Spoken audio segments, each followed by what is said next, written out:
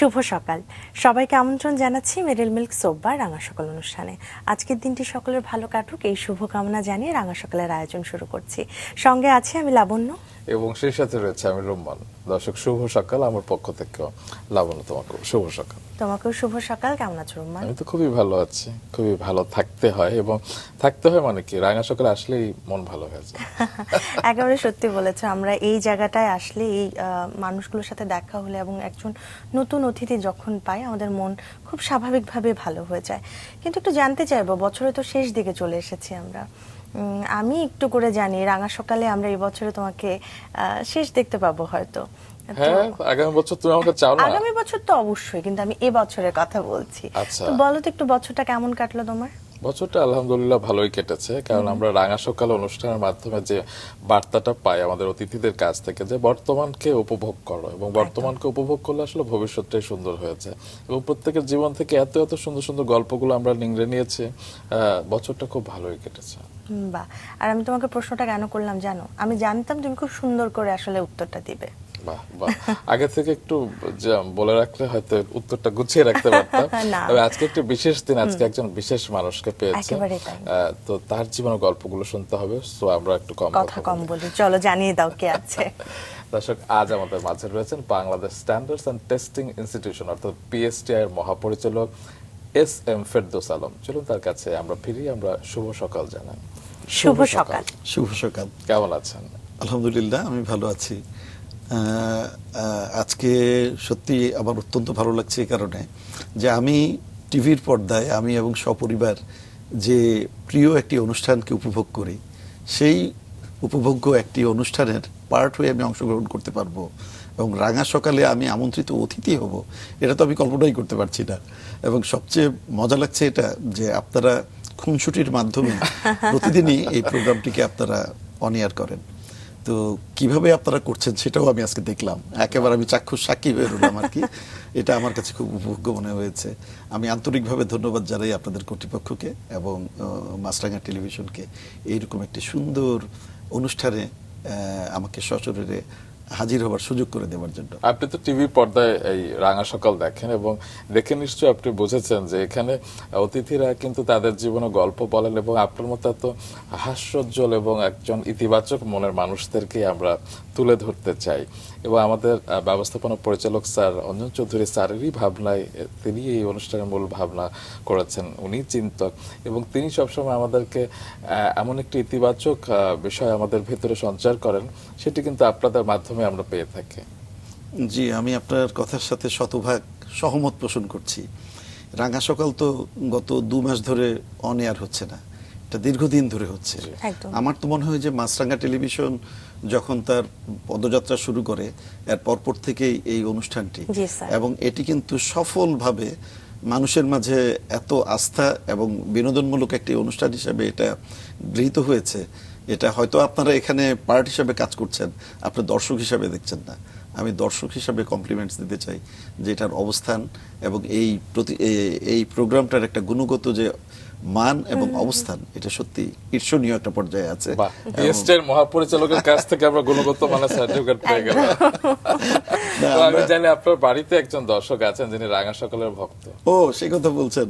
আমার অর্ধাঙ্গিনী, আমার গৃহিণী, যে আমার সকল কাজের প্রেরণা, সেই ভদ্র মহিলা আমাকে মিস করতে পারে, কিন্তু সে রাঙা সকাল মিস করে না, আমি যেটা জানি। এবং এটার যে উপস্থাপনা এবং বিভিন্ন শিল্পী বলেন অথবা বিশেষ ব্যক্তিত্ব যাদেরকে উপস্থাপন আপনারা করেন, সে এটা রেগুলার দর্শক। চমৎকার, এটা জেনে আমাদের খুব ভালো লাগলো। সে আমাকে কি বলছিলেন? না, সে আমাকে কিন্তু প্রতিদিনই যে আপনার বিশেষ কোনো প্রোগ্রামের অংশ যদি ভালো লাগে সেটা সে আমাকে রিপ্লে করে শোনায়। আজকেরটাও দিবে। তো লাবণ্য, আজকে আমরা একটা বিশেষ দিনে আছি। আমাদের স্যার সম্পর্কে তো আমরা জানি, এবং আমরা খুব আবেগ আপ্লুত যে আগামীকাল আপনার কর্মজীবনের শেষ দিন, এবং আজকেই আপনাকে আমরা পেয়েছি। এটা কিন্তু আমাদের জন্য একটা বিশেষ ব্যাপার, কি বলো লাবণ্য? একদমই তাই। স্যারের কি মনে হয়, স্যারের কাছ থেকে একটু অনুভূতি জানতে চাই। অনুভূতি জানতে চেয়েছেন। অনুভূতি পূর্বের দিনও যা ছিল আজকেও আমার একই রকম মনে হচ্ছে। আমার বিশ্বাসই হচ্ছে না যে আগামীকালকে আমার কর্মজীবনের শেষ দিন হবে। আমি ত্রয়োদশ বিসিএস যোগদান করি সেটি ছিল 1994 সালের 25শে এপ্রিল।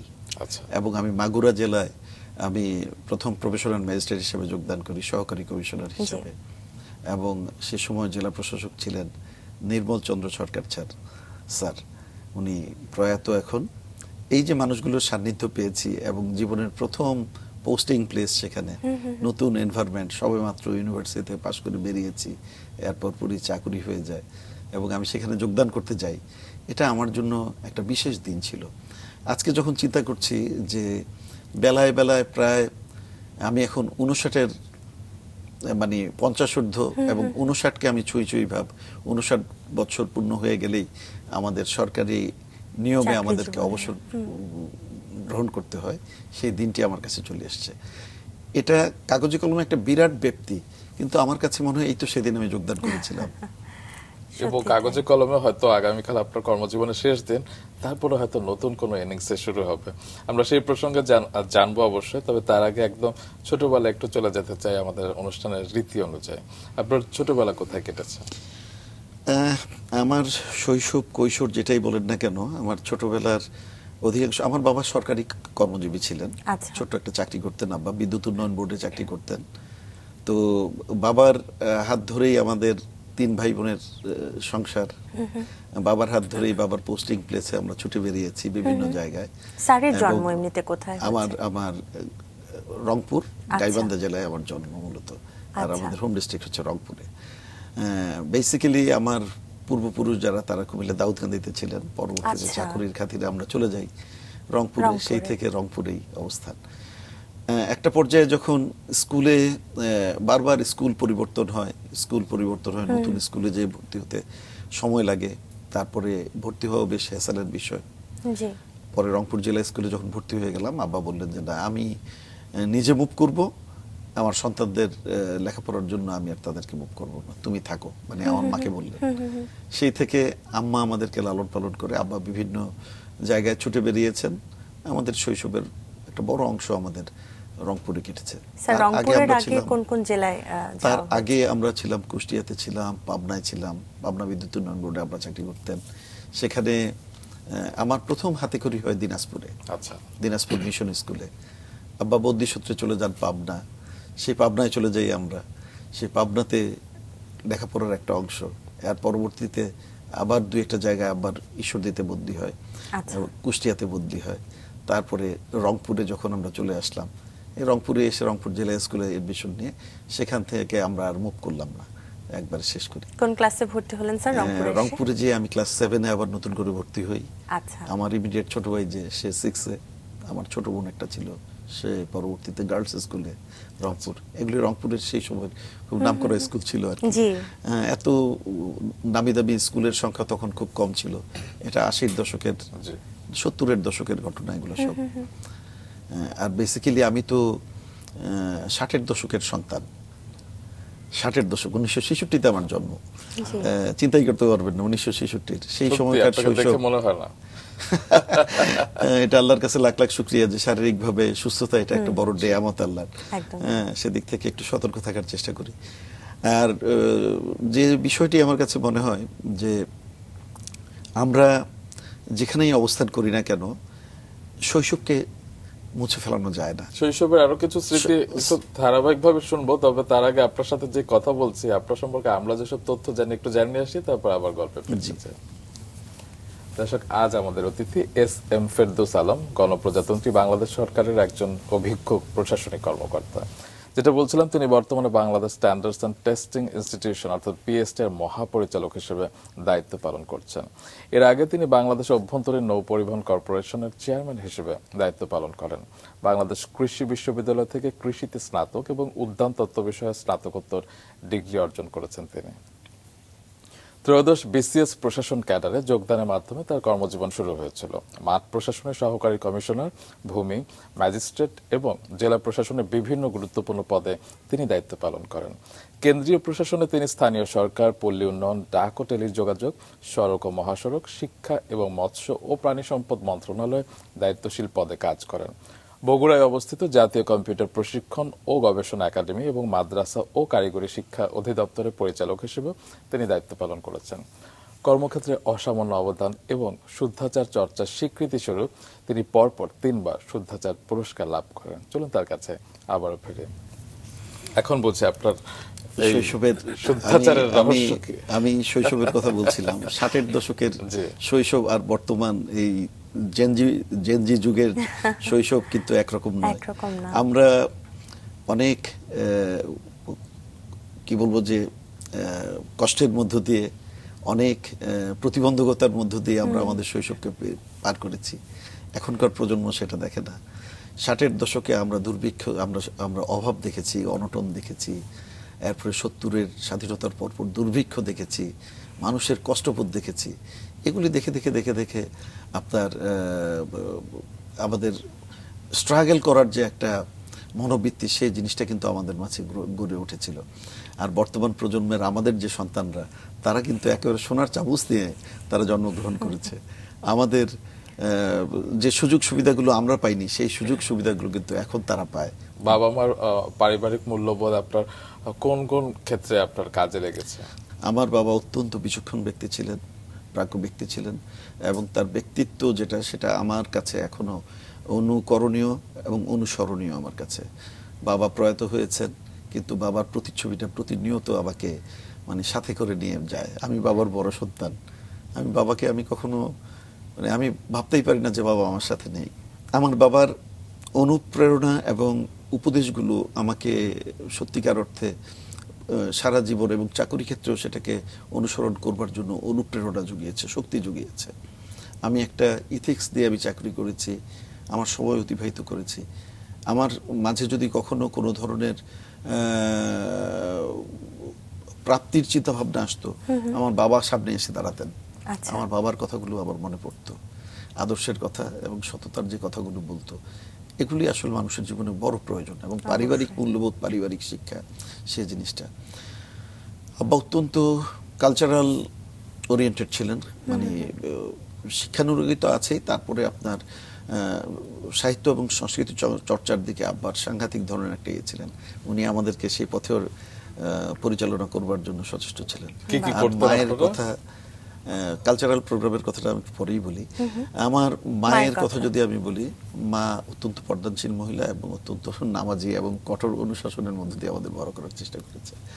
তিনি চেষ্টা করেছেন যে ধর্মীয় মূল্যবোধটা যেন আমাদের মাঝে প্রথিত হয়। আচ্ছা। সে জিনিসটাকে অনুসরণ করবার জন্য করতেন। সেটাও কিন্তু প্রয়োজন আছে মানুষের জীবনে। তো সবকিছু মিলিয়ে বাবা মায়ের প্রতিচ্ছবি, এবং আমার ছোট চাচা যিনি, ইনি আমার বাবার পরে যদি কোনো ব্যক্তি থাকে সেটা সালাম ভূঁইয়া সাহেব।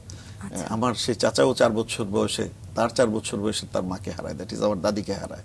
আমার মায়ের তখন নতুন মানে বিয়ে হয়, গ্রামের একটা মেয়ে শহরে আসছে, সে আমার চাচাকে সাথে করে আনে। ওই চাচাও কিন্তু আমার মায়ের হাতে ধরে মানে কোলে পিঠে মানুষ। আচ্ছা। আবার আমার জন্মের পরে আমার খেলার সাথী হিসেবে সেই চাচাকে পাই। বাহ। চাচা অত্যন্ত মেধাবী ছিলেন এবং চাচা আমাকে লেখাপড়া করাতেন, সবকিছু করাতেন। আমাদের তিন ভাই কাছাকাছি বোনকে। বয়স হতে এই 10-12 বছর হ্যাঁ। বয়স। কিন্তু চাচা এখন কোথায় আছে? আমার চাচা সেও অবসর জীবন যাপন করছেন, বেঁচে আছেন। শারীরিকভাবে একটু অসুস্থ, উনিও রংপুরেই থাকেন। আমার বন্ধু বলেন, আমার অভিভাবক বলেন, এখন সে আছে। এখনো আমরা তাকে পরিবারের বড় অভিভাবক আমরা মনে করি। আপনাকে নিয়ে আপনার পরিবারের কিংবা আপনার কোনো স্বপ্ন ছিল কিনা? আমি আমার বাবা মায়ের সবচেয়ে বাউন্ডুলের সন্তান, আচ্ছা। দুষ্ট প্রকৃতির সন্তান। আমরা 2 ভাই 1 বোন।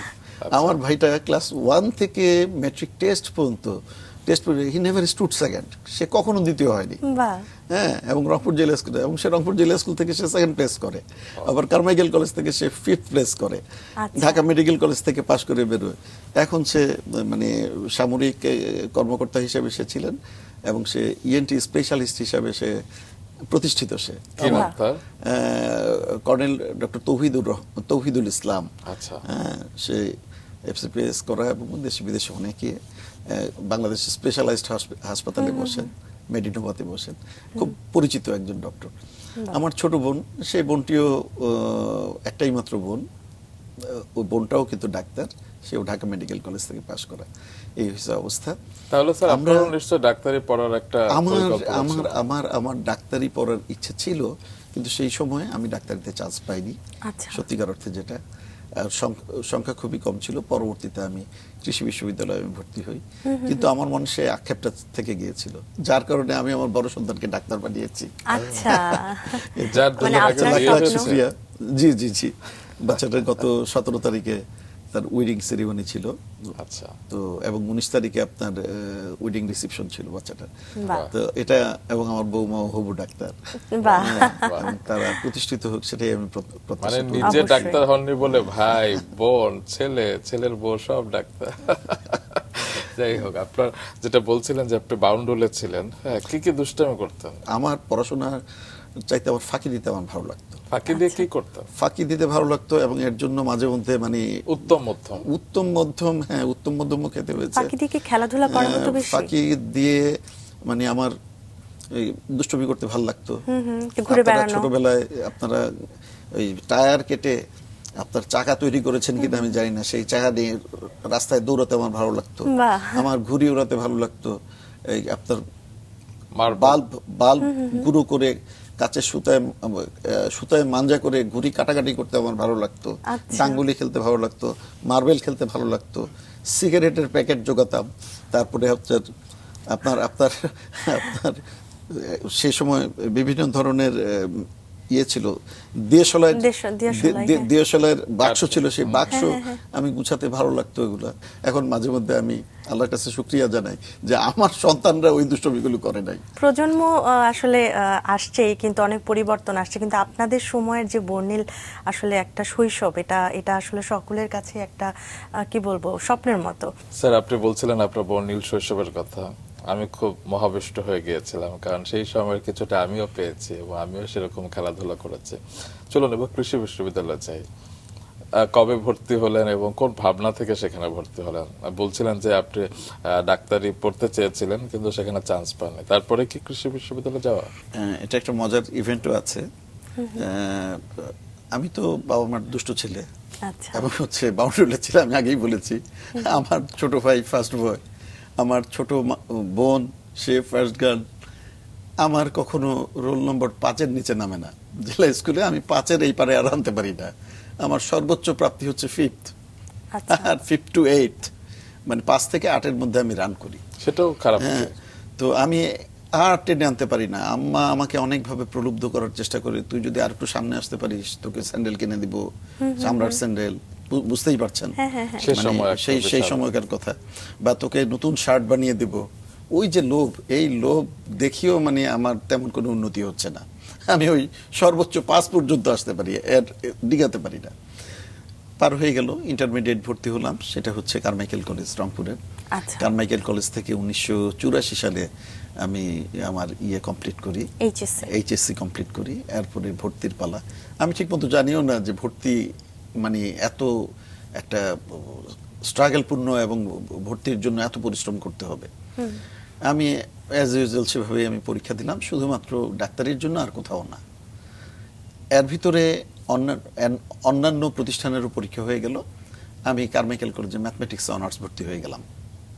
তো এখন আমাদের মার্কস দেখে ম্যাথমেটিক্সের যে হেড অফ দ্য ডিপার্টমেন্ট, তখন মানে কেডি স্যার বললেন যে তোরা তো থাকবি না, তোদের নাম্বার বেশি আছে, তোরা আসলে পালাবি, আমাদের সিটটা নষ্ট করছিস। না স্যার, আমরা করবো স্যার, ম্যাথমেটিক্সে অনার্স করবো। আমরা ভর্তি হলাম। এরপর আমার এক দুলাভাই এসে আব্বাকে বকা দিল যে তোমার ছেলেকে এইখানে রাখছো, সে রংপুরে থাকলে রংপুরের আদলে বড় হবে, সে এখানে। আর যদি একটা বিশ্ববিদ্যালয়ে পড়াও, অ্যাটলিস্ট সে প্রথম শ্রেণীর একজন কর্মকর্তা হবে। উনি আমাকে এনে কারমাইকেল কলেজ থেকে জোর করে এনে এগ্রিকালচারাল ইউনিভার্সিটি অ্যাডমিশন টেস্ট দেওয়ালেন। আচ্ছা। তো সেই সময় ইন্ডিভিজুয়ালি 6টা ফ্যাকাল্টি ছিল, 6টা ফ্যাকাল্টি আলাদা আলাদাভাবে পরীক্ষা হতো। সেই আমি 5টা ফ্যাকাল্টিতে আমি কোয়ালিফাই করলাম, এবং আমি এগ্রিকালচারাল যে ফ্যাকাল্টিটা আছে, এগ্রিকালচার ফ্যাকাল্টি, সেটাতে আমি অ্যাডমিশন নিলাম আমার ইয়েতে। আমি এগ্রিভার্সিটিতে ভর্তি হওয়ার পরে আপনারা গিয়েছেন কিনা আমি জানি না, অনেক সুন্দর একটা জায়গা। 1300 একর জমির একটা বিশাল ইউনিভার্সিটি, এবং এর যে নান্দনিকতা, এবং সেটা ছিল শীতের মৌসুম। নাজমুল হাসান হলের সামনে এত ফুল, এই ফুল দেখে আমি অভিভূত হয়ে গিয়েছি। এবং বিশ্ববিদ্যালয়ের মায়ায় না পড়ে আমি ওটার আর্কিটেকচারাল ভিউ, দ্যাট ইজ ভিতরে যদি আপনি যান ইউনিভার্সিটির ক্যাম্পাসের আর্কিটেকচারাল ভিউটা আর বোটানিক্যাল গার্ডেন, নদীর পার আর এই ফুলের বাগান দেখে আমি আকৃষ্ট হয়ে যাই।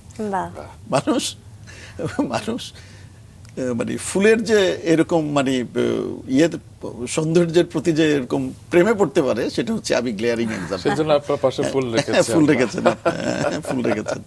যাই তো হোক। আমি ওই ফুলের সৌন্দর্য আমি বললাম যে এই ইউনিভার্সিটিতে আমি পড়বো, আচ্ছা, এই আমার কিন্তু পড়াশোনা। ওখানে ভর্তি হয়ে যাওয়া। তা আপনারা জানেন যে তখন অনার্স কোর্সগুলো অন্যান্য বিশ্ববিদ্যালয়ে 3 বছরের, একমাত্র এগ্রিকালচার ইউনিভার্সিটিতে আপনার অনার্স কোর্সটা ছিল 4 ইয়ার্স কোর্স, আচ্ছা, ইকুইভ্যালেন্ট টু মাস্টার ডিগ্রি। সেটাও আমি যথানিয়মে সমাপন করি। সেই সময়ে আপনার এরশাদের সেই সময় মানে স্বৈরাচার বিরোধী আন্দোলন, এরশাদ তারাও, তারপরে স্বৈরাচার নিপাত যাক, 90 সেই সালের একটা, থেকে। এবং ঘন ঘন আমাদের ইউনিভার্সিটিগুলো বন্ধ হয়ে বন্ধ যেত, হতো, হ্যাঁ। যার কারণে 4 বছরের কোর্স আমাদের সময় লেগে গেল 8 বছর। আমাদের জীবন থেকে 8 বছর মানে 4 বছর আমাদের নষ্ট হয়ে গেল। তো ওটা ভালোভাবে সমাপন করার পরে মাস্টার্সের বিষয়টা আসে, এর ভিতরে আমাদের এই বিসিএস এর প্রসঙ্গটা চলে আসে আর কি। আচ্ছা, 13 বিসিএস এর অ্যাডভার্টাইজমেন্ট হলো। 13 বিসিএস এর অ্যাডভার্টাইজমেন্টটা হলো, সেখানে বয়স ছিল আপনার আগে 27 বছর পর্যন্ত মানুষ অ্যাপ্লিকেশন করতে পারতো। আচ্ছা, ওই বিসিএস প্রথম করলো যে 30 বছর পর্যন্ত করতে পারবে। বাহ, সুতরাং যে সমস্ত সিনিয়রদের বয়স চলে গিয়েছিল তারা কিন্তু তারাও আবার আবেদন করতে পারবে। আবেদন করার একটা সুযোগ পেয়ে গেল। আর আমার হচ্ছে ফাঁকতালে আমার হলো কি, যে আমি একদিন সময় পেলাম যে আজকে আমার পরীক্ষা শেষ, আগামীকাল ফর্ম ফিল আপ করার লাস্ট ডেট, আচ্ছা। পিএসসি তে এসে জমা দিতে হবে, একটা এপিআর সার্টিফিকেট দিয়ে করা যাবে, শর্ত একটা যে রিটেনের আগে রেজাল্ট হতে হবে। তা আমি ক্যালকুলেশন করে দেখলাম যে উইদিন 2 মান্থ অর 2.5 মান্থের মধ্যে আমাদের রেজাল্ট হয়ে যাবে, সুতরাং আমি এটার মধ্যে পড়বো। এবং আমি ইয়ে করতাম, আমি সেই পরীক্ষাটা এপিআর করি 13 বিসিএস এবং আমার হয়ে যায়। চাকরি জীবনে আমি প্রবেশ করি আর কি। স্যার, এটা কত তাহলে সালে? এটা হচ্ছে 1994 এ এসে আমরা যোগদান করলাম, আচ্ছা। কিন্তু এর প্রসেসটা শুরু হয় আরো 3 বছর আগের থেকে। একটা বিসিএস এর পুরো রেজাল্ট হতে প্রায় 2.5 বছর 3 বছর সময় লেগে যায়। স্যার কি আপনি PSC র বিসিএস মাধ্যমে। দিবেন বা এরকম কোনো পরিকল্পনা ছিল বা প্রস্তুতি নিয়েছিলেন? এটা প্রস্তুতি আপনার নিতে হয়, কারণ ডাক্তারি যারা পড়াশোনা করে তারা জানে যে তারা ডাক্তারি প্রফেশন থাকবে, যারা ইঞ্জিনিয়ারিং পড়ে তারা জানে যে আমার ইঞ্জিনিয়ারিং নির্ধারিত ইয়ে আছে। এগ্রিকালচারে আমি পড়াশোনা করেছি, এটা খুবই একটা মজার সাবজেক্ট এবং হচ্ছে এত ডাইভার্সিফাইড, এটা হচ্ছে বিসিএস বান্ধব। আচ্ছা। মানে বিসিএস তো আপনারা জানেন যে 5টা সাবজেক্ট পরীক্ষা দিতে হয় এবং আরো এডিশনাল 3টা সাবজেক্ট দিতে হয়। তা আমাদের যে সিলেবাসগুলো ছিল, এই সিলেবাসগুলো অত্যন্ত মানে ইয়ে বান্ধব ছিল। তো আমার মনে মনে ইচ্ছা ছিল যে আমি এক্সাম দিব, আমি এক্সাম আচ্ছা। দিব। আর প্রস্তুতি আলাদাভাবে যে প্রস্তুতি তা নয়, আমার রুমমেট ছিল আরো 3 জন সিনিয়র, এই 3 জন বিসিএস পড়াশোনা করতেন। তা আমি আমার পড়ার টেবিলে থেকে আমার কানটা থাকতো ওদিকে, ওরা কি পড়ে। তো ওরা বিভিন্ন একজন আরেকজনকে কোশ্চেন করে বিভিন্ন খান থেকে, জাতিসংঘের উপর থেকে, তারপর বিভিন্ন সাম্প্রতিক ইভেন্ট থেকে, এগুলো। তা ওনারা পড়তে পড়তে ওনারা যখন আটকায় যায়, আমি আবার 2-1টা উত্তর দিতে পারি। বাহ, এই আমার একটা মানে আকর্ষণ হয়। তারপরে ওনারা ওনাদের বিসিএস এর গাইডটা ফেলে রেখে যায়, আমি ক্লাস থেকে ফিরে এসে আমি উল্টাই দেখি। এই ফার্স্ট ইয়ার থেকেই মানে এটা আমার আপনার- মাথার মধ্যে ঢুকে যায় আর কি। বাহ, তা আমি আসলে প্রথম ইয়ার থেকেই আমার মানে ইচ্ছা ছিল যে আমি বিসিএস বিসিএস পরীক্ষা দেবেন। তো স্যারের প্রথম পোস্টিং হলো কোথায় বা কোথায় জয়েন করলেন? 1994 সালের 25শে এপ্রিল আমি যোগদান করি আপনার মাগুরা জেলা, না প্রথমে বিভাগীয় কমিশনার খুলনাতে যোগদান করতে হয়, এটা নিয়ম হচ্ছে। আচ্ছা। যারা আমরা প্রশাসনে আমরা নির্বাচিত হয়েছি আমাদের বিভাগীয় পর্যায়ে, এবং বিভাগ চেঞ্জ করে দেয়। আমি রংপুর বিভাগের ছেলে, আমাকে হয়তো খুলনা বিভাগে দিয়ে দিয়েছে, আবার আবার চিটাগং বিভাগের ছেলে তাদেরকে হয়তো রংপুর বিভাগে দিয়ে দিয়েছে, ছেলে মেয়ে তাদেরকে দিয়ে দিয়েছে। তো এইভাবে আমাকে খুলনা বিভাগে আমাকে দিয়ে দেয়। খুলনা বিভাগ থেকে আমাকে মাগুরা জেলায় পদায়ন করে। মাগুরা জেলা ছিল আমার ফার্স্ট পোস্টিং প্লেস, যেটা মানে ফার্স্ট পোস্টিং প্লেস বুঝতেই পারছেন। জি। আর স্যারের প্রথম চয়েস কি তাহলে প্রশাসন ক্যাডারই ছিল? আমার প্রশাসনই ছিল। আমার খুব একটা বেশি করি নাই, যে 1 নম্বর প্রশাসন, 2 নম্বর আমার নিজস্ব ক্যাডার, আচ্ছা। এগ্রিকালচারের ক্যাডার ছিল। এই তো মাগুরাতে কতদিন থাকা হলো, সেখানে কেমন অভিজ্ঞতা? মাগুরাতে এটা 2 বছর প্রথম দিকে থাকতে হয়। এই সময়টা একেবারেই প্রফেশনাল নতুন অবস্থায় অনেক মজার মজার ইভেন্ট এখানে আছে। তারপরে আমাদেরকে এই যে আজকে আমরা থানা নির্বাচন কর্মকর্তা দেখি, থানা নির্বাচন কর্মকর্তার কোনো পদ ছিল না, এদের অফিস ছিল না। 2 বছরের মাথায় আমাদেরকে জোর করে থানা নির্বাচন কর্মকর্তা দায়িত্ব দিয়ে বিভিন্ন জায়গায় পাঠিয়ে দেয়। তো সেখানে ওই নতুনভাবে অফিসটাকে এস্টাবলিশ করা, নতুনভাবে আপনার নির্বাচনের একটা কন্ডাক্ট করা, মানে এত অল্প বয়সে প্রথমে যেই আপনার এত গুরুত্বপূর্ণ দায়িত্ব এবং একটা নির্বাচন পার করা কিন্তু সাংঘাতিক একটা স্ট্রেস যায় উপর দিয়ে। আর একেবারে নতুন, ইউনিভার্সিটি সবে পাশ করে গিয়েছি। তো এটা ছিল একটা বড় ধরনের লার্নিং আমাদের জন্য। তারপরে বলছিলাম যে অনেক মজার মজার ইভেন্ট। জি। জি ইউনিভার্সিটি পাশ করে বেরিয়েছি, আমরা পুঁথিগত বিদ্যা এক ধরন পড়াশোনা করে এসেছি, বাস্তবিক ক্ষেত্রে প্রায়োগিক ক্ষেত্রে দেখা যায় যে অনেক ক্ষেত্রে এটা মেলে না। ইউনিভার্সিটিতে আপনি পড়াশোনা করেছেন পাশ করার জন্য, এবং ওগুলো সবই কার্যকর, এটা আপনার মুখস্থ করতে হচ্ছে। কিন্তু আপনি যখন হাতে কলমে কাজটা শুরু করবেন, যে জিনিসগুলো আমরা মুখস্থ করেছি, চর্বিত চর্বণ করার চেষ্টা করেছি, পরীক্ষার খাতায় লিখেছি, ওটা আপনার হচ্ছে প্র্যাকটিক্যাল ফিল্ডে করতে গেলে এমনি আপনার এটা বাই ডিফল্ট আপনার জানা হয়ে যাচ্ছে, অথচ ওখানে কিন্তু আমরা এটা মুখস্থ করেছি জি। এই বিষয়টা। এখন 3 দিনের মাথায় আমাকে একটা মেয়েদের স্কুলে পাঠালো পরীক্ষার হল ডিউটিতে। আচ্ছা। তো সেই হল ডিউটি আমি স্যারকে জিজ্ঞেস করলাম যে স্যার ওখানে আমার কাজ কি? তো চাঁপাইনবাবগঞ্জের স্যার ছিলেন, বাইরে আপনার কিছু করতে হবে না, ওখানে যাবেন, একটা সাদা রুমাল নিয়ে জামাইয়ের মতো বসে থাকবেন, আর কিছু করতে হবে না। ফিরে আসলাম, সবাই বলে যে এরকম নকলের মহোৎসব চলছে, আমি 5টা এক্সপেল করেছি, উমুকখানে এতটা সাসপেন্ড করা হয়েছে, এটা তোমার এখানে কি অবস্থা? আমি বললাম, আমার এখানে কেউ নকল করে না, গার্লস স্কুলে কেউ নকল করে না, আর ভালো ছাত্রী সব। ইংরেজির দিন নকল হয় না, এটা একটা কথা। তো সৌরভ স্যার নামে একজন আমাদের সিনিয়র স্যার ছিলেন, বললো যে না, আজকে 4র্থ দিন, আমি তোমার সাথে যাব, আমি দেখি তোমার এখানে কি হয়। তা আমি রাউন্ড দিয়ে এসে হেড মিস্ট্রেসের রুমে আমি বসেছি, সৌরভ স্যারকে আমি খুঁজে পাই না। সৌরভ স্যার একটা দরজার মধ্যে বগের মতো দাঁড়িয়ে আছে, বগ যেমন একটা মাছ ধরার জন্য দাঁড়াতে, উনি কিছুক্ষণ পরে দেখলাম যে 5টা খাতা নিয়ে উনি ফিরে আসছেন। আমাকে দূর থেকে বললো 5টা খাতা নোটিশ করে দাও। সৌরভ স্যার ওই রুম থেকে অন্য রুমে গিয়েছে।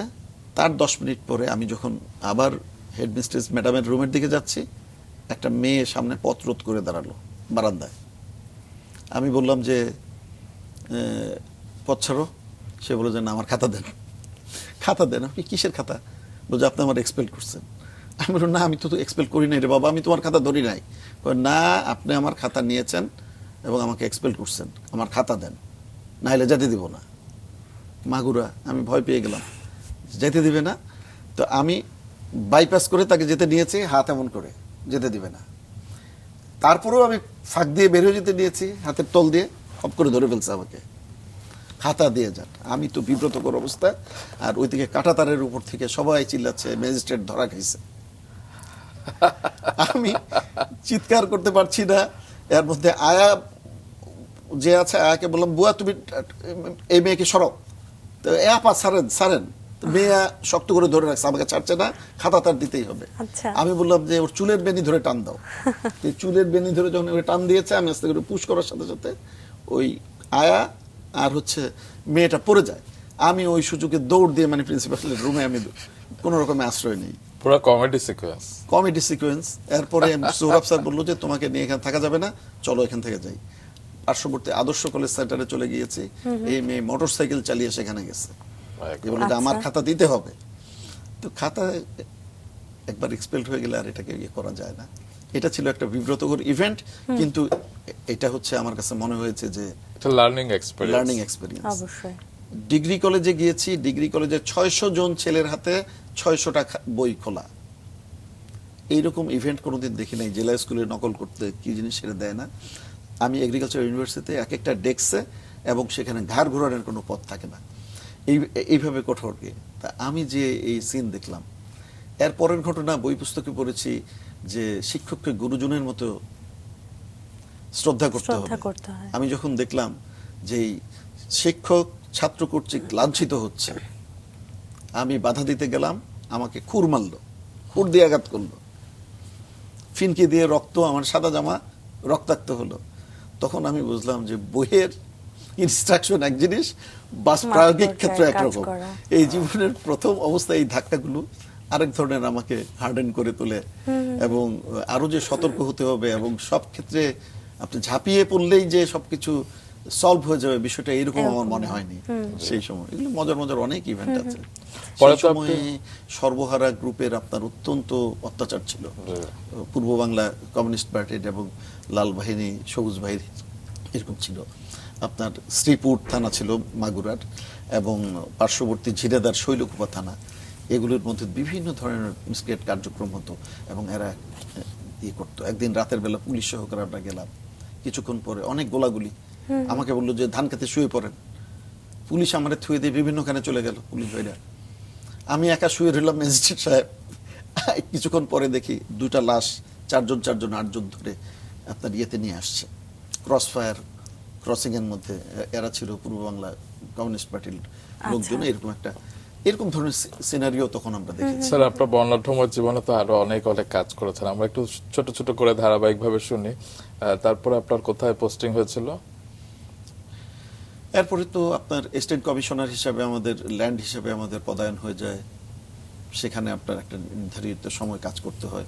আচ্ছা। এগুলো কিন্তু আপনার ল্যান্ড মিন হচ্ছে, আপনি শুধুমাত্র জমি নিয়ে কাজ করবেন তাই তো নয়, ওখানে আপনার কাজ করবার অনেক সুযোগ আছে। কিন্তু ডিস্ট্রিক্ট অ্যাডমিনিস্ট্রেশনের বিভিন্ন কাজগুলো সবকিছুই আপনার করতে হয়, এবং প্রশাসনিক কাজগুলো আমরা সেন্ট্রালি যে সিদ্ধান্তই হোক না কেন, আলটিমেটলি এটা কিন্তু আপনার জেলা পর্যায়ে আপনার জেলা প্রশাসককে অবহিত করা হয়, দেন আফটার এটা গ্রাম পর্যায়ে পর্যন্ত এটাকে ডিসেমিনেট করতে হয়। সেই ক্ষেত্রে কোঅর্ডিনেশন করেই কিন্তু কাজগুলো করা হয়। আমি শুধুমাত্র ল্যান্ডের কাজ নিয়ে ব্যস্ত থাকবো বিষয়টা তা নয়, প্রশাসনিক কর্মকর্তা হিসেবেও কিন্তু এই সমন্বয় সাধন করতে হয়েছে। এটা একটা রুটিন বাধা ওয়ার্ক। শুধু আমি কেন, আজকেও যে ছেলেটা যোগদান করবে তাকেও এই সহযোগিতা করতে হবে, এবং প্রচন্ড স্ট্রেচের মধ্যে এই কাজগুলো করতে হয়। তো মাগুরা পরে স্যার ভূমি সহকারী কমিশনার ভূমি হিসেবে যোগদান, সেখানে কতদিন থাকা হলো? সহকারী কমিশনার ভূমি হিসাবে আমাদের সময়টাতে আপনার কর্মকর্তার সংখ্যা কম থাকায়, বিশেষ করে ল্যান্ডে, আমাদেরকে প্রায় 4-5 বছর বিভিন্ন স্টেশনে আমার কাজ করতে হয়েছে। আচ্ছা। আমি মাগুরাতে কাজ করি নাই, আমি করেছি হচ্ছে মেহেরপুর গাংনীতে। আচ্ছা। সেটাও একটা টার্বুলেন্ট জায়গা। এরপরে আমি করেছি বগুড়া নন্দীগ্রাম, বগুড়া কাহালু, তারপরে আপনার গোবিন্দগঞ্জ, গাইবান্ধা, এইসব জায়গায় আমাদের ল্যান্ড অ্যাডমিনিস্ট্রেশনের সাথে আমাদের অতপ্রত কাজ করতে হয়েছে। এরপরে ওখান থেকে আবার আমরা উইথড্র হয়ে আমরা আমাদের জেলা প্রশাসনের আওতায় অ্যাসিস্ট্যান্ট কমিশনার বা সিনিয়র অ্যাসিস্ট্যান্ট কমিশনার হিসেবে আমরা পদায়ন হই। আমি নওগাঁতে। আচ্ছা। নওগাঁতে। এরপরে ম্যাজিস্ট্রিয়াল লাইফ তো আছেই। জি, ম্যাজিস্ট্রেট হিসেবে আপনি যখন কাজ করেন তখন আইন প্রয়োগ এবং মানবিক বিবেচনার যে ভারসাম্য, সেটা আপনি কিভাবে রক্ষা করেছেন? এখন তো বিচার বিভাগ পৃথক হয়ে গিয়েছে, তখন কিন্তু বিচার বিভাগটা আপনার এই ছোট আদালত হিসেবে যেটা ছিল সেটা কিন্তু আমাদের করতে হতো। আমরা যারা অ্যাডমিনিস্ট্রেশনে যোগদান করেছি তাদেরকে করতে হতো। আমাদের প্রথম হয় 3য় শ্রেণী, 3rd ক্লাস ম্যাজিস্ট্রেট। তারপরে একটা নির্ধারিত অভিজ্ঞতা হওয়ার পরে, কতগুলো কেস করার পরে আমরা 2nd ক্লাসে উত্তীর্ণ হই, 1st ক্লাসে উত্তীর্ণ হই, কগনাইজেন্স কোর্ট আমরা দেখি, তারপরে দ্রুত বিচার আদালত আছে, মেট্রোপলিটন ম্যাজিস্ট্রেসি আছে। তা আমার জীবনের প্রত্যেকটা ইভেন্টকে আমি টাচ করার আমার সৌভাগ্য হয়েছে। আমি বগুড়া জেলার কথাই যদি বলি, এখানে আমি ছিলাম। এখানে আপনি জানেন যে কগনাইজেন্স কোর্ট বলে একটা কথা আছে। সেই কগনাইজেন্স কোর্ট হচ্ছে আপনার প্রথম মামলাটাকে আমলে নেবে, নেয়ার পরে এরপরে জুনিয়রদের কাছে এটাকে ট্রান্সফার করবে, এবং এটা লিমিটেড। আমি একমাত্র বোধহয় ব্যক্তি ছিলাম যে বগুড়া জেলার 12টা উপজেলার এককভাবে আমি কগনাইজেন্স ম্যাজিস্ট্রেট হিসাবে আমি দায়িত্ব পালন করেছি। আমরা পড়েছি এগ্রিকালচার, যাচ্ছি বিচারক হিসাবে, তাইলে আমাদের ফাউন্ডেশন একটা করতে হয়েছে। এর জন্য আমাদের ট্রেনিং থাকে পিএটিসিতে, এবং আলাদাভাবে আপনার ল অ্যান্ড অ্যাডমিনিস্ট্রেশন হিসাবে শাহবাগে আমাদের ইনস্টিটিউশন আছে, সেখানে আপনাদের একেবারে দীর্ঘ সময় ধরে আমাদেরকে ট্রেনিংটা হয়। এরপর হাতে কলমে আপনার ট্রেনিংগুলো হয়ে সিনিয়রদের সাথে থেকে কাজগুলো শিখতে হয়। আমার কাছে মনে হয়েছে যে একটা মামলা থেকে 5টা মামলার জন্ম নেয়, এবং কোনো মামলা যদি মিথ্যাচার দিয়ে শুরু হয় বা সত্যও যদি মামলা হয়, এটাকে আপনার হালকা করার জন্য আরো 3টা মিথ্যা মামলার জন্ম নেয়। কাউন্টার মামলা সৃষ্টি করে। আচ্ছা। পরে যে মানুষ বিচার প্রার্থী হিসাবে যাচ্ছে সে অনেক সময় এই মামলার ভারে বললো যে আমার বিচারের দরকার নেই, আমি কম্প্রোমাইজ করে ফেলি। এই জিনিসটা আমার কাছে লেগেছে। আমি এটাকে ভারসাম্যভাবে চিন্তা করতাম। আইনটা হচ্ছে আপনার application of your strong common sense.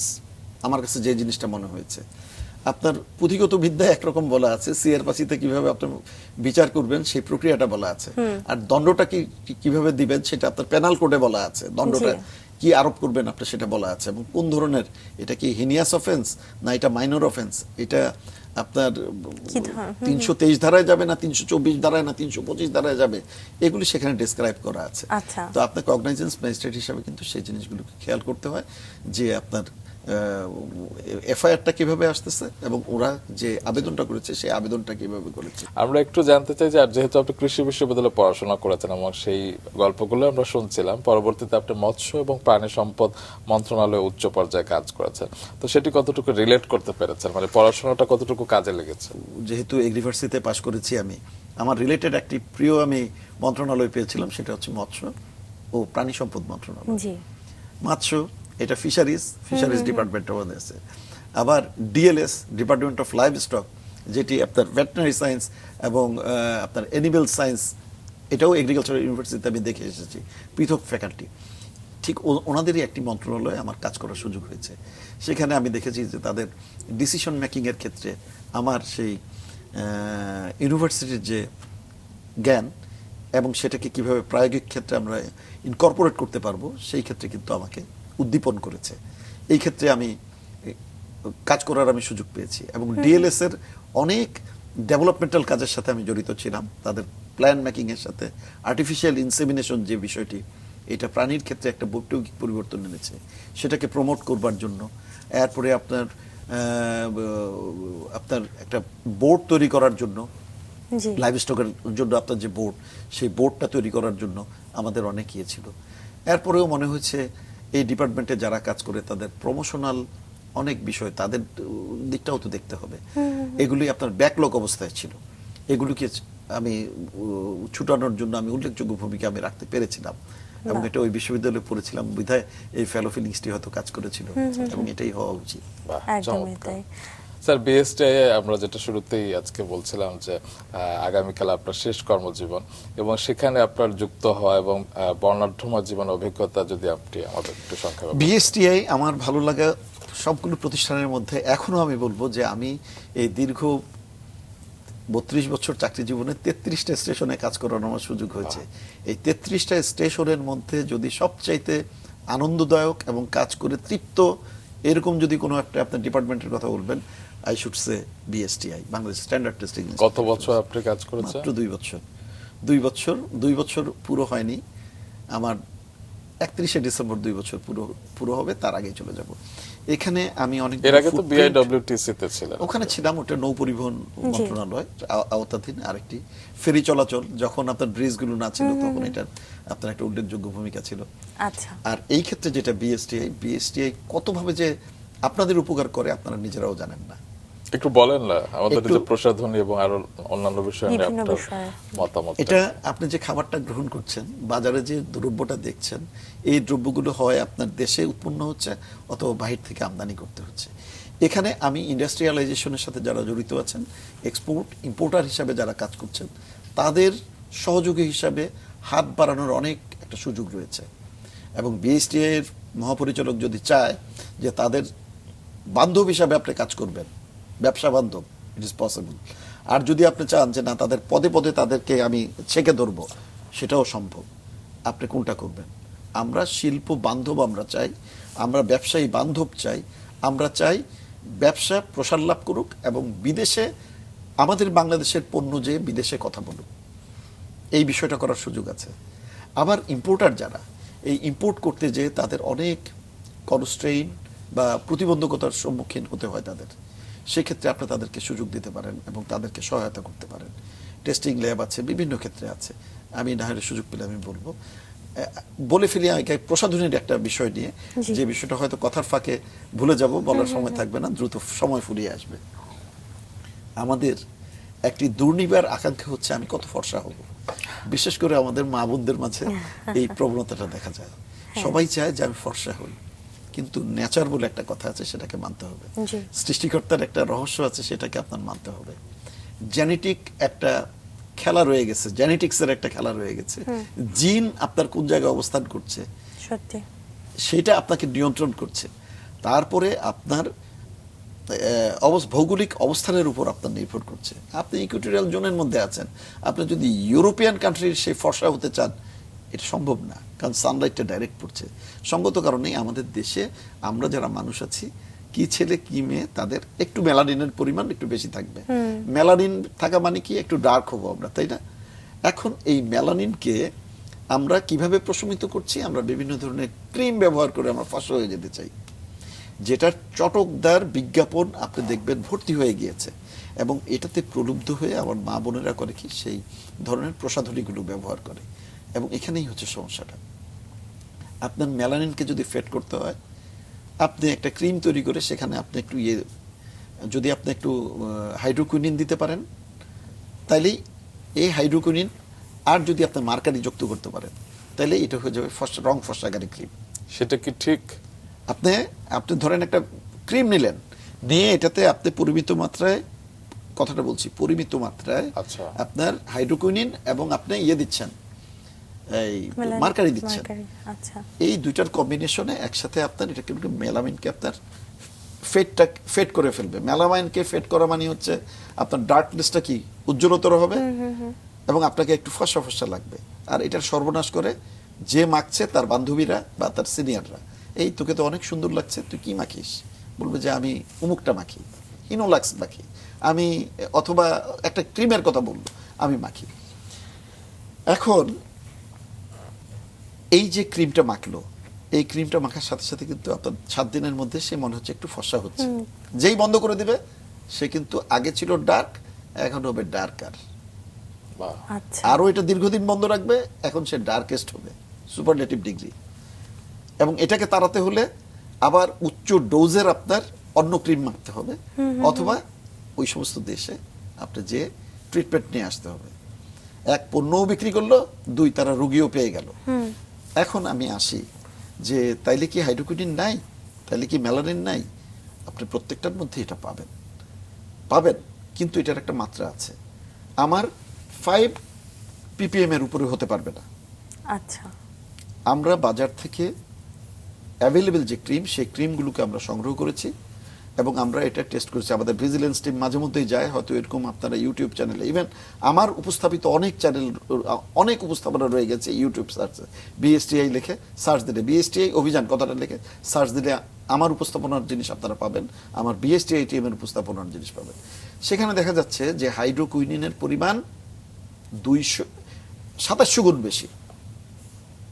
কোথায় 5 ppm, একে 2700 গুণ করেন এই পরিমাণ হাইড্রোকুইনিন, এবং আমরা উপস্থিতি পাই, মার্কারির উপস্থিতি পেয়েছি। এগুলি কোনগুলো? এগুলি হচ্ছে সব আপনার গ্রে চ্যানেলের মাধ্যমে দেশে ঢোকে। আচ্ছা। এবং সচরাচর যেটা পায়, এবং এর ম্যাক্সিমাম কিন্তু ইউজার হচ্ছে গার্মেন্টের যে বোনেরা যারা কাজ করে, এরা স্বল্প দামে এগুলো কিনে এবং এটাকে ব্যবহার করে।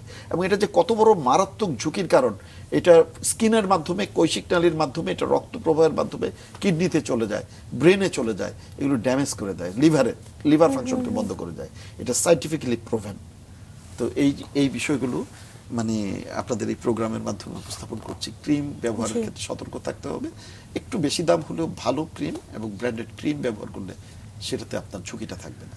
আর খাদ্যদ্রব্যের ক্ষেত্রে তো কি বলবো, যে আমাদের উৎপাদিত পণ্য ইচ্ছা করলে আপনি দেশের বাইরে পাঠাতে পারবেন না। অনেকগুলো কমপ্লায়েন্স কমপ্লিট করেই তাকে যেতে হয় দেশের বাইরে। সেই কমপ্লায়েন্স কমপ্লিট করার পরে আমি দেশের বাইরে যখন পণ্যটা পাঠাচ্ছি, এই প্রাণের পণ্য, এই আকিজের পণ্য, এই বিভিন্ন প্রডিউসারের পণ্য, এগুলো কিন্তু 155টা দেশে যায় এবং এটা বাংলাদেশের পণ্য হিসাবে নিজকে পরিচয় ঘটিয়ে দেয়, বাংলাদেশকে পরিচিত করে। কিন্তু দুর্ভাগ্য, আমাদের বাংলাদেশের কিছু অসাধু ব্যবসায়ী এই সমস্ত পণ্যকে নকল করে ওদের নামটা ব্যবহার করে বাজারজাত করে ফেলে। এটা আমাদের অর্থনীতির মধ্যে কিন্তু একটা কুঠারাঘাত করার মতো অবস্থা, এবং এটা একটা হেলথ সেফটির একটা বিষয় হয়ে দাঁড়ায়। হ্যাঁ, এই জিনিসগুলো একটা বার তারা চিন্তা করে নাই যে এটা যদি যারা ইম্পোর্টার, সেই সমস্ত কান্ট্রি যদি জানে এগুলো ফেক হয়ে যাচ্ছে, ওরা ইম্পোর্ট বন্ধ করে দিবে। স্যার, এদিক থেকে বিএসটিআই যে নজরদারি কিংবা সার্টিফিকেশন কিংবা পরীক্ষাগারের যে বিষয়গুলো, সেগুলো আরো আধুনিকায়নের জন্য আপনার কি মনে হয় কি করা উচিত? জি, এটা গত 2 বছরে আমরা আমাদের ল্যাবরেটরিকে অনেক ডেভেলপ করেছি। আপনাদের ল্যাবরেটরি মিনস হচ্ছে আপনি কতগুলো অ্যাপারেটাস কিনলেন, যন্ত্রপাতি কিনলেন, সিআরএম কিনলেন। আপনারা সায়েন্স স্টুডেন্ট হলে আপনারা খুব ভালোভাবে জানেন যে কেমিস্ট্রি ল্যাবেও আপনারা দেখেছেন সেই বিকারের মধ্যে নিচ্ছেন, টাইট্রেশন করছেন, বিভিন্ন ধরনের লিকুইড মিক্সচার করছেন, মানে কেমিক্যালস মিক্স করে নিউট্রাল করছেন, বিভিন্ন ধরনের রিডিং আপনারা নিচ্ছেন। ঠিক এই কাজগুলো তো আমার এখানেও হয়। তো ল্যাব না থাকলে কোনো প্রতিষ্ঠান আপনার পারফেক্টলি বলতে পারবে না যে আমার এই পণ্যের মানটা এটা আছে। প্রত্যেকটার ক্ষেত্রে কিন্তু ল্যাবরেটরি, আপনি যান না আরএফএল ইয়েতে যান, প্রাণে যান, আপনি স্কয়ারে যান, আপনি কিশোয়ানে যান, আপনি আকিজে যান, ওনাদের যে প্রোডাকশন ইউনিট আছে তার পাশে দেখবেন ছোট্ট ল্যাব আছে, তারা নিজেরা এটাকে টেস্ট করে দেখে যে আমরা পরিমিত মাত্রার মাঝে আছি কিনা। আচ্ছা, এইটাকে ভ্যালিডেট করার জন্য একজন তো লাগবে, নিয়ন্ত্রক, সেটা হচ্ছে আমরা বিএসটি সেখানে করি। সুতরাং আমার ল্যাব ফ্যাসিলিটিস যদি না থাকে তাহলে আমি কিভাবে করব? সেই ক্ষেত্রে আমরা এটুকু বুঝেছি যে ল্যাবকে ইমিডিয়েটলি এটাকে ডেভেলপ করতে হবে এবং ল্যাবের ফ্যাসিলিটিসটা বাড়াতে হবে। আমার যে ল্যাব সেটা হচ্ছে এক্রিডেশন প্রাপ্ত, এক্রিডেটেড, এই টার্মটার সাথে আপনারা পরিচিত আছেন। যদি এক্রিডেটেড না হয় এই সার্টিফিকেশনের মূল্যায়ন করা হবে না। আমরা অ্যাপারেন্টলি একটা রেজাল্ট পাচ্ছি যে হ্যাঁ এটা ভালো, কিন্তু এক্রিডেটেড ল্যাব কর্তৃক যদি দেয়া থাকে তাহলে কোনো কোশ্চেন থাকে না। আমরা সেই ডেভেলপ করেছি। এখন খাদ্যদ্রব্যের মধ্যে সবচেয়ে মারাত্মক একটা বিষয়, আপনি হেভি মেটাল পাবেন। হেভি মেটাল কি? হেভি মেটালটা তো ওই যে আপনার lead, cadmium, selenium, nickel, copper, magnesium, এগুলো যখন পরিমাণ অনেক বেশি, আর্সেনিক, এগুলো যখন পরিমাণে বেড়ে যাবে তখন কিন্তু আপনার এটা স্বাস্থ্য ঝুঁকির কারণ হয়ে দাঁড়ায় এবং ক্যান্সারাস এজেন্ট হিসেবে কাজ করে। এগুলি আগে আমরা করতাম হাতে টাইট্রেশন করে। এখন আমাদের যে অত্যাধুনিক মেশিন, এক একটার দাম 3 কোটি 4 কোটি টাকা মেশিন, এবং সিআরএম অনেক দামি দামি সিআরএম, এর মাধ্যমে আমরা 15 সেকেন্ডের মধ্যে আপনার 21টা হেভি মেটালকে আমি ডিটেক্ট করে দিতে পারি। এরকম ধরনের। লাবণ্য ম্যাডাম, আপনার যে অর্নামেন্টটা আপনি আপনার গলায় বা হাতে দেখছি, আমি এই মুহূর্তে নিয়ে বলে দিব, যদি এটা ভাই দিয়ে থাকে, আপনাকে বলেছে যে এটা 24 ক্যারেট, 22 ক্যারেট, আমি বলবো যে এটা 18 ক্যারেট, তখন তো লাগবে আবার গন্ডগোল। কারণ এই ফ্যাসিলিটিসটুকু আমাদের কাছে ডেভেলপ করে ফেলেছি। মানে এত স্বয়ংসম্পূর্ণ একটি ল্যাব আমাদের এখানে আছে, এবং ল্যাব শুধুমাত্র ঢাকাতেই নয়, আমার 22টা জেলায় আমরা বিএসটির নজরদারি করবার মতো আমরা ল্যাব সৃষ্টি করতে ফেলেছি। এখন মূল বিষয়টা হচ্ছে যে এই নজরদারি করে মানুষের শুধুমাত্র আইন আদালত দিয়ে আপনি সবকিছু কন্ট্রোল করতে পারবেন না। ভাইরে, আপনি জানেন যে এই কাজটা করলে, চুরি করা মহাপাপ, পড়ে আসছি, চুরি করলে আমার হবে, দণ্ড হবে, আমাকে পানিশমেন্ট হবে। হ্যাঁ, এটা আপনি জানছেন। এটা জানা মানে কি? আপনি এটা থেকে নিবৃত্ত থাকেন। আপনি যাই যদি আবার চুরি করেন তাহলে আপনাকে রুখবে কে? ওই অবস্থাটা হয়ে গেছে আমার। স্যার, ব্যক্তিগত যে একটা অভিজ্ঞতা থেকে একটু জানতে চাই যে প্রসাধনীর ক্ষেত্রে বিশেষ করে অনেক সময় বিভিন্ন সামাজিক মাধ্যমে, মানে অনলাইনের কথাই বলছি, যে অনেক প্রোডাক্টে ওরা বলে মানে এভাবেই সার্টিফাইড করে যে এটা বিএসটাই থেকে আছে। তো এটা আমরা ক্রেতা যারা, তারা কিভাবে বুঝবো যে এটা আসলে সঠিক কিনা, বা কিভাবে কোনো অনেক জায়গা থেকে আমরা হয়তো স্ক্যান করতে পারি, এখানে কি এরকম কোনো ব্যবস্থা আছে? মানে লাবণ্য ধরা খেয়েছে বলতে চাচ্ছি? না, আমি অনেক সময় দেখেছি, আসলে এখনো ধরা খাইনি, কিন্তু আমি বিভিন্ন সময় কিনতে গিয়ে আসলে বুঝতে পারি না যে আসলে এটা কিনবো কিনা। হ্যাঁ, আমি আগেই কিন্তু একটু বলেছিলাম যে চটকদার বিজ্ঞাপন দেখে আমরা প্রলুব্ধ হয়ে যাচ্ছি এবং সেই বিজ্ঞাপনের প্রতি আসক্তি নিয়ে যাচ্ছি। আমাদের বিএসটিআই থেকে আপনার একটা পণ্যকে বাজারজাত করতে হলে দুটো সেগমেন্ট থাকে। একটি হচ্ছে প্যাকেজিং সেগমেন্ট, আর একটা থাকে হচ্ছে আপনার প্যাকেজের ভিতরে আপনার কোন দ্রব্যটি আছে সেই দ্রব্যটির আপনার গুণগত মান, এই দুইটা জিনিস। এক নম্বর হচ্ছে প্যাকেজিং এর মধ্যে কতগুলো ইনফরমেশন দিতে হবে, ম্যান্ডেটরি ইনফরমেশন, সেটার জন্য প্যাকেজ রুলের আওতায় আপনার কাজ হয়। একটা প্যাকেট, আপনি যে কোনো একটা, যদি আপনার লিপস্টিকও যদি আপনার প্যাকেটের মধ্যে থাকে, অথবা আপনার একটা ক্রিম যদি থাকে একটা বক্সের মধ্যে, তো থাকে বক্সে দেখবেন যে বিভিন্ন ধরনের খাবার আছে। ইভেন আমরা যদি চানাচুরও খাই, দেখবেন চানাচুরের উপরে কতগুলো কথা লেখা থাকে, হালাল লোগো আছে, ওর কন্টেন্ট আছে, নিউট্রিয়েন্ট ভ্যালু আছে, এটা কি ডিসপোজেবল কি ডিসপোজেবল না, এটা পরিবেশ বান্ধব কি বান্ধব না। আবার এখন হচ্ছে ট্রাফিকিং সিগন্যাল আছে, লাল, সবুজ, কমলা রঙের আপনার দেখবেন যে স্পট দেওয়া আছে, এটা কি ভেজিটেরিয়ানরা খাবে না নন ভেজ খাবে, এগুলো দেওয়া আছে। অর্থাৎ একটা প্যাকেট সে নিজে কথা বলে। আবার অনুরূপভাবে দ্রব্যটার মান, জি। দ্রব্যটার মান হলে সেটা কেমিক্যাল টেস্টের প্রয়োজন পড়ে। এখন আপনি যেই ইয়েটা ব্যবহার করছেন, ক্রিমটা ব্যবহার করছেন, এটা যখন আমি কেমিক্যাল টেস্টে নিয়ে যাই তখনই আমি কিন্তু এর গুণগত মানটা পেয়ে যাই। এখন প্যাকেটের মধ্যে যদি বিব্রতকর আপনার তথ্য দেয়া থাকে, বিএসআই সিল দেয়া থাকে, ইট ডাজ নট মিন যে এটা আপনাকে মানে এনশিওর করছে যে এটা ভিতরের পণ্যটা ঠিক আছে। ঠিক আছে। আমাদের অনেক ব্যবসায়ী যে করেছে প্যাকেটের মধ্যে বিএসআই সিলটা দিয়েছে অথবা প্যাকেজের জন্য আপনার অনুমতি দিয়েছে, এটাকে বলা হয় বি মার্ক। এই বি মার্ক প্যাকেজের মধ্যে নিয়ে সে বাজারজাত করে ফেলছে, কিন্তু সে প্যাকেট নিলে এটা বাজারজাত করতে পারবে না যতক্ষণ না পর্যন্ত ভিতরের টিউবে আপনার কি আছে সেটা নিশ্চিত না হয়ে আপনার সার্টিফিকেশন দেওয়া হয়। আমাদের অসাধু ব্যবসায়ীরা এই কাজটা করছে। সুতরাং প্যাকেটের চাইতেও বেশি মূল্যবান হচ্ছে ভিতরের আপনার ভিতরের জিনিসটা। পণ্যটি। আমাদের কিউআর কোড প্রথা সৃষ্টি হয়েছে, সেই কিউআর কোডে আপনি স্ক্যান করলে Scan এটা করে। এটা আপনারা বুঝতে পারবেন। বাহ। ইম্পোর্টারদের জন্য আগে যেটা করতো, দেখেন আমি যে জিনিসগুলো করেছি আগে, মানে ইম্পোর্টাররা ব্যবসায়ীরা অনেক হ্যারাসমেন্টের সম্মুখীন হতো। আমি এটাকে অনলাইন সিস্টেম করে দিয়েছি। এরপরে আপনার আমরা টিভিটি প্রোগ্রামের মাধ্যমে আমরা যেটা করেছি, কোনো ইম্পোর্টার যদি তার পণ্য আনে দেন তার পণ্যটাকে আমরা ওয়্যার হাউসে পাঠিয়ে দিই তাৎক্ষণিকভাবে।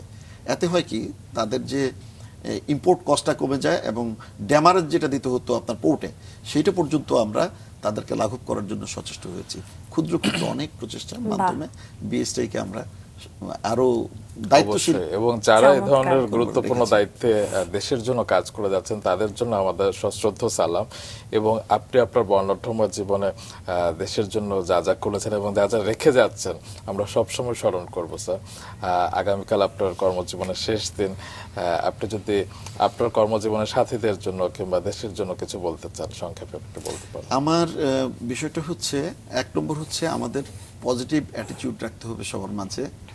আমরা রেগুলেটরি বডি হিসাবে আমরা যেন রেগুলেট করতে যে একজন ব্যবসায়ীর ব্যবসাকে বন্ধ না করে দেই বা প্রতিবন্ধকতার সম্মুখীন হয়, সেই জিনিসটির দিকে আমাদের লক্ষ্য রাখতে হবে। একটা জিনিস লক্ষ্য রাখতে হবে যে মানুষটি সবেমাত্র ব্যবসা বাণিজ্য শুরু করছে, তার পুঁজিটা থাকে অনেক অল্প, একটু মানবিকভাবে তাদের পাশে থেকে তাদেরকে প্রমোট করার চেষ্টা করতে হবে। এদের মধ্যেই আমাদের আগামীর শিল্পপতিরা বসে আছে যারা হাজার হাজার মানুষের কর্মসংস্থানের ব্যবস্থা করবে। একদিনে কিন্তু প্রাণ, একদিনে কিন্তু আপনার আকিজ, একদিনে কিন্তু স্কয়ার এই পর্যায়ে উঠে আসে নাই। ওরা খুব ছোট্ট ইউনিটের মাধ্যমে শুরু করেছে, আজকে তারা মহিরুহে পরিণত হয়েছে। তারা বাংলাদেশের বিশাল অংশকে কর্মের সংস্থান করে দিয়েছে, যেটা সরকারিভাবে সম্ভব নয়।